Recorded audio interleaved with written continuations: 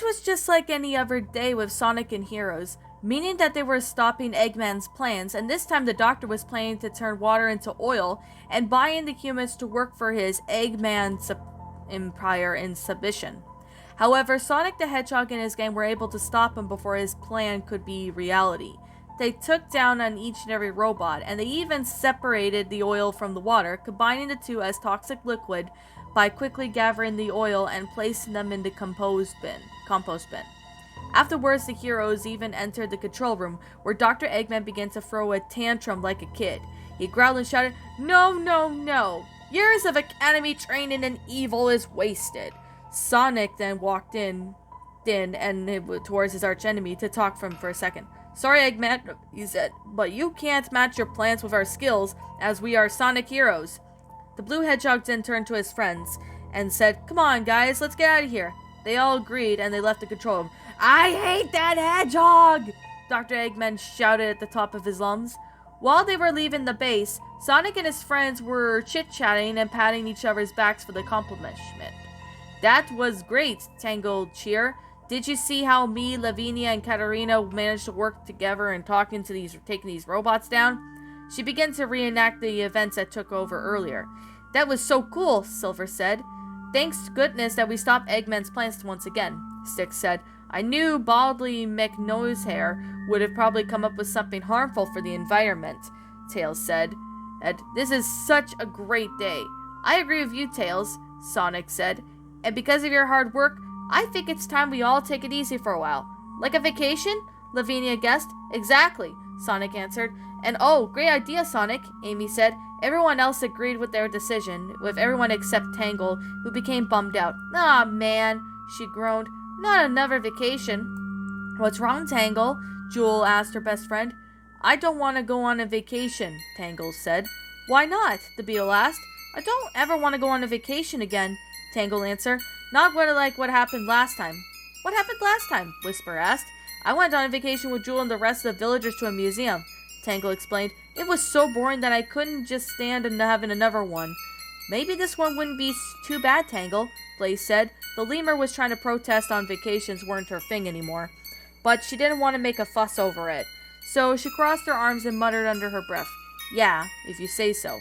Charmy then began to notice and take something that was on Shadow's chest fur. It almost looked like some sort of bug that he wanted to make sure. "Hey, Shadow," the bee said. The ultimate life form then looked at him. "Yeah?" he asked. "If you were our archneme," Charmy said. Because he was young, he couldn't really say the word right. "It's archimophobic, Charmy," Shadow said, correcting him. The bee was relieved to reveal the answer. "Phew! Thanks anyway. How did you come you got a tattoo on your chest fur?" he asked, pointing at his chest fur. "I don't have a tattoo," Shadow said, looked down, only to see a spider on his chest. He screamed in horror as he ran to the arachnoid and began frantically brushing it off. "Spider! Get it off! Get it off of me!" Shadow shouted. Finally, the spider fell onto the floor and managed to scamper away.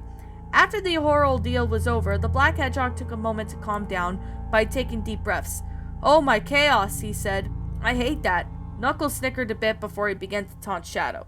"Shadow's afraid of spiders, Shadow's afraid of spiders," he said in this sing-song voice. This caused the ultimate life form to get really mad at him. "Shut up!" he shouted. "I was not afraid. In fact, I was never afraid of anything." Knuckles rolled his eyes and then scoffed, only to have his girlfriend, Lavinia, nudged him on the shoulder.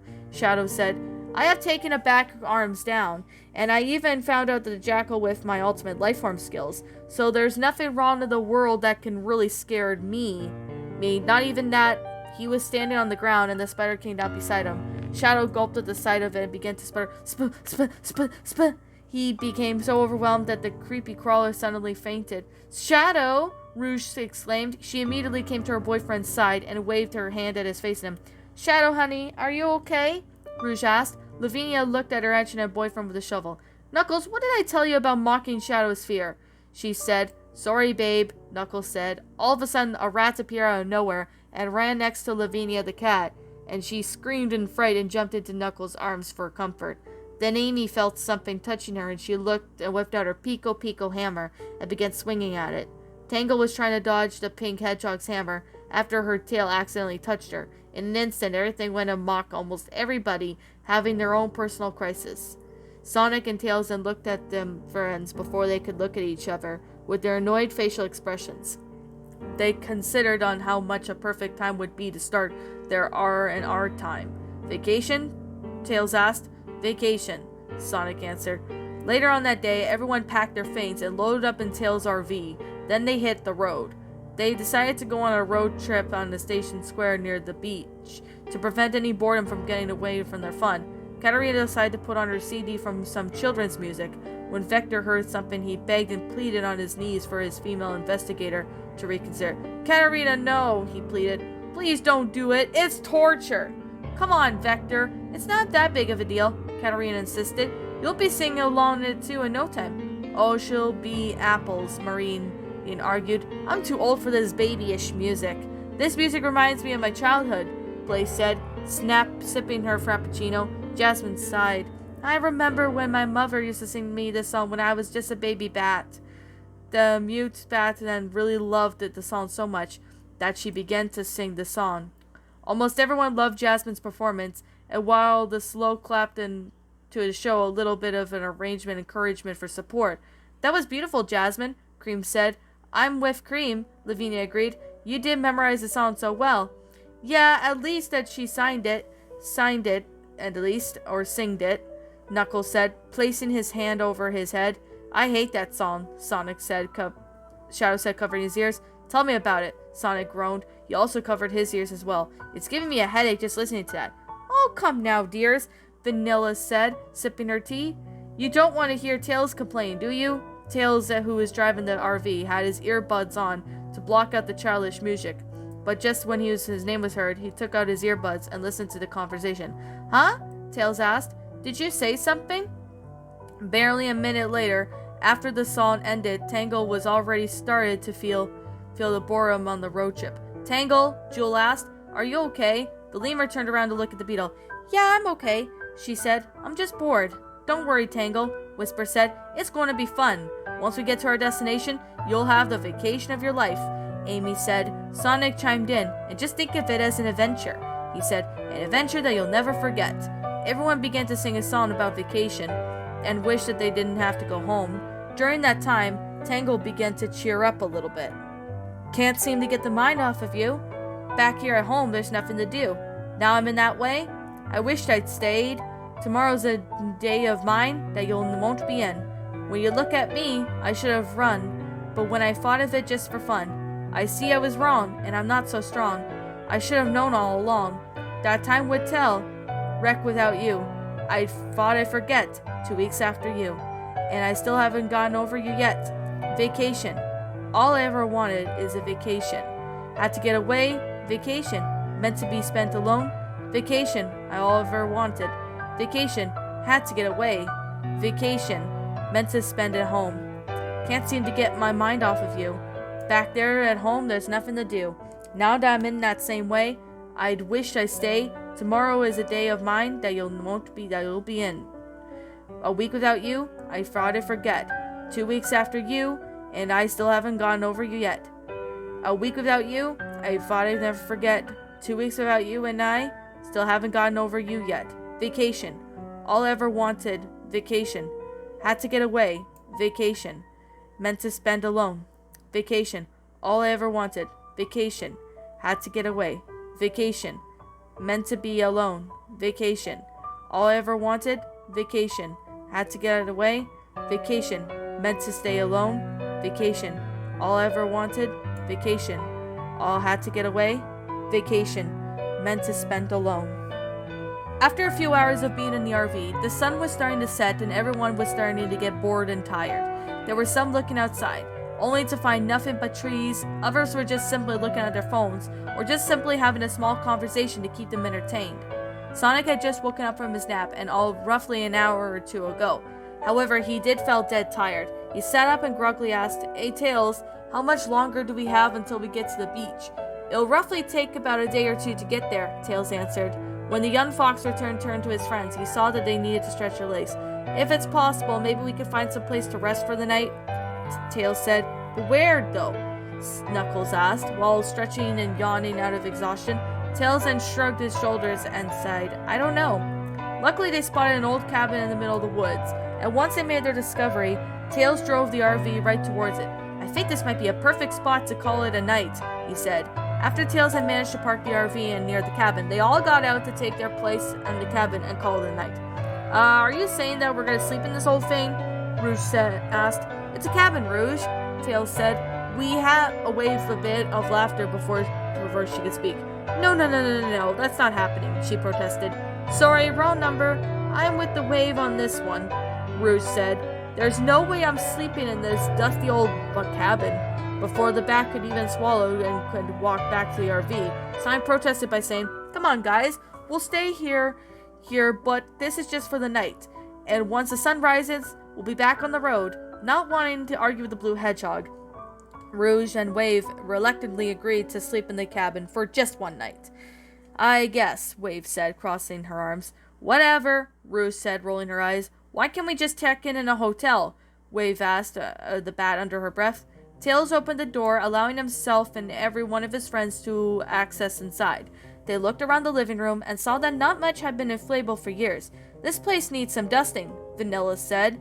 I'm glad I'm not allergic to old cabins, Biggs said. It better not have Archimedes. Shadow groaned. It's been empty for years, Espo stated. I think they must have been long gone by now. Well, good enough, Shadow said. Tangle then looked around in boredom. Well, this is great, she said. We're in just a boring cabin. Not just any cabin, Jewel said. Suddenly it's known to be a haunted cabin. Haunted? Tangle asked. How haunted? Oh, you're extremely haunted, Jewel answered. Just then Blaze joined right into the girl's haunting. I heard there was a ghost, she said. A ghost? Tangle asked. What ghost are you talking about? Sonic asked. Especially, Jewel mentioned the hedgehog to the lemur to keep up with the sunrose, and he had got the message and said, didn't you hear that message of the ghost of the wood chopper in the woods? No way, Tangle gasped. I heard this haunted cabin has been haunted for a year, Vector said. Whoa, Tangle asked. That's creepy. I'm loving this vacation already. Sonic then turned to Whisper, who was unaware of the conversation. Hey, Whisper, he said. Can you check out the cabin for a ghost? She was confused at first, but then Jasmine sighed and got that they had to keep the ruse for going for the lemur's excitement. The wolf got an idea and decided to go with the flow. Okay, she answered. Let me see here. With that being said, Whisper put her mask on and began to search for any ghosts in the cabin. Lavinia took the bottle of beetle to her side and said, Hey Jewel, are you sure this would be a good idea to keep Tangle entertained? What if she finds out that there aren't any ghosts? No need to worry, Jewel reassured the cat. She's not going to find out. Besides, I have done some research on the cabin before, and it's been really haunted. It has? Lavinia asked. Really? Charmy asked again. Really, Jewel answered. I bet I gotta hear this, Tangle said. How come it became like this? Tails asked. Jewel invited everyone to sit on the floor, allowing them to listen to the story. Years ago, after this cabin, there used to be a wood chopper who would come and chop trees for firewood at his place. She said, he would wake up every morning at 7 and he would go to the woods near his cabin to chop down some trees on his daily task. He would come and hope that every evening at 5 p.m. to organize the wood that he had chopped and put in the fireplace for the fire. One day after he woke up, the wood chipper fell deep into the woods to find more trees to chop down. Reason being because every tree had already been chopped, had little to none left to choose from. Anyways, the woods went a lot darker by the minute and walked deeper and deeper into the woods. And before he knew it, he was lost, and he had he had to cut down at least trees to make his very way back to the cabin. He made out of the woods and looked around the forest to a very familiar path that would help him take him back home. But to make a long story short, however, he never found his way home. Nobody knows where he was because his body was never found. The unfortunate woodchopper lived on his own. He had no family, no wife, no kids. Cutting was just his passion until he took it very proudly. He never took the time to settle down and start a family of his very own, so nobody reported him missing. His disappearance remains a mystery to this day. Legend has it that the wood chopper was struck by lightning during a thunderstorm, and one day he was trying to find his cabin, and he was shocked that his heart had stopped beating in an instant. Now whenever you feel a chill at night, he will be in the lack of wood for that fire for the wood chopper who would have made his way onto the fire to be made that very night.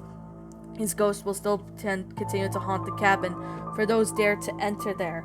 You would want to know what the twist is? Feeling nervous, the Beatles' friends looked up at each other before turning to her and nodding her heads. The anniversary of the woodchopper's disappearance is tonight, she answered. Everyone gasped by the response and hugged out each other in fear. Tangle was, on the other hand, was very intrigued by her best friend's story.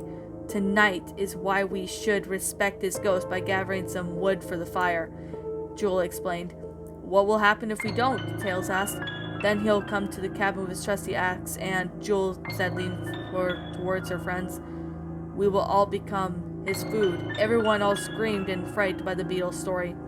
In fact, the screams were so loud enough that Whisper came down the stairs from the upper floor to check up on them. What happened? She asked. Nothing, Tangle said, reassuring her friend. Jewel was telling us a story about this cabin, Sonic stated. It's about the woodchopper who disappeared, Boken explained. And if we don't respect his ghost by gathering wood on fire, he's gonna chop us up, Styx added. I think we need to get out of here, Knuckles replied, hyperventilating. Knuckles, try to relax, Lavinia said, attempting to calm her boyfriend down. There's no such thing as ghosts, or are they? Katarina whispered her sister's ear. Anyway, Sonic said, did you find anything? Any ghosts? Tangle asked hopefully. Well, I checked in every nook and cranny for ghosts, Whisper said, but I can't seem to find any. Maybe the ghosts only come around at night, Victor said, shrugging his shoulders.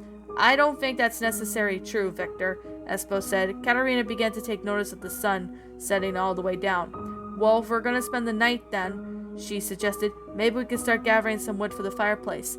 That would be a marvelous idea, Katarina, Jewel responded. The boys will get chopped off some wood while we girls make some dinner. Hey, Shadow said, that's just wrong. No cool, man, Sonic exclaimed, and Amy fought for a moment before she fragilely lit light bulb up in her head. If you do that for me, she said, then I owe you a chili dog. Since chili dogs are his favorite food, and that was the offer the Blue Hedgehog couldn't possibly turn down. And in that case, we'll do it, he said boldly. Come on, guys. With that being said, Sonic and the rest of the boys went out of the cabin to get some firewood. Wow, Lavinia said in amazement. How did you do that, Amy? If you know the man that then he likes, then he'll get to do what you want then, Amy answered. This brought back the cat to mind the next thing she brings Knuckles to Station Square of the mall. He must help her find the shopping bags in return for some grapes. Well, now if the boys were here, let's make some dinner, Amy said. But what should we have, though? Rouge asked. Let's see here, Vanilla said. She took out her cookbook and placed it down and began to flip the pages. Ah, she said. Here is a perfect meal, chili dogs. That's right up my alley, Amy said. In that case, we better get cooking, Whisper suggested. So the girls began to gather some ingredients for the chili dogs, because heating chili dogs and chili above the fire was required.